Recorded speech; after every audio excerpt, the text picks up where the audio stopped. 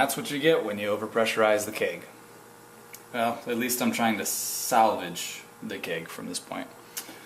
But what up, everybody? Buster here. Going through real quick. Force carbonated the keg the other night, and all was hunky dory. Racked everything into the keg, put it in the kegerator for a couple hours. Came back and tried to force carbonate to 40 psi, and then I put everything back into the kegerator. All was fine and dandy. Waited a night.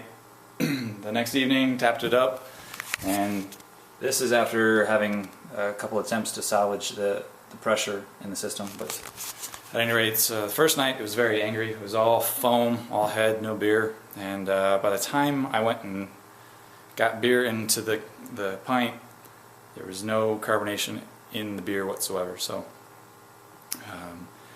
having put all that CO2, all that pressure into the keg and left it there, I overpressurized it and it was not happy. So all I did to fix it was I turned off the valve on the regulator so that no additional CO2 was going into the keg.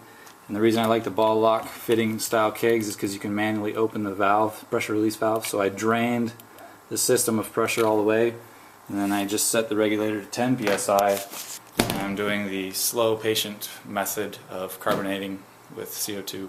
So I'm thinking next time I'm going to use priming sugar in the keg and let it sit for a week or two to condition. The other thing was just try to sip of this deliciousness.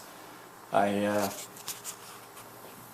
kind of made a mistake and forgot to dry hop the batch. So I ended up, first time I've ever tried to dry hop the keg. I don't know how many people have tried that and how well it turned out, but I'm actually impressed. The 1 ounce of Centennial hops in there, sitting in there right now. First 3 or 4 days in the keg, it was very green tasting, but right now it's delicious. And getting the carbonation spot on right about now, so everything's turned up good. We'll try and get a reaction from Van Wiebe Brewing, since this was his first experience with homebrew, and see what he thinks of this batch of IPA. So rumor has it he just ordered his first ever homebrew kit. So he's got a couple of carboys, and I think he's got a brew pot and set up. So hopefully we'll get some videos of him brewing. But I gotta convince him to do that. Shouldn't take much convincing. But anyways, cheers for now.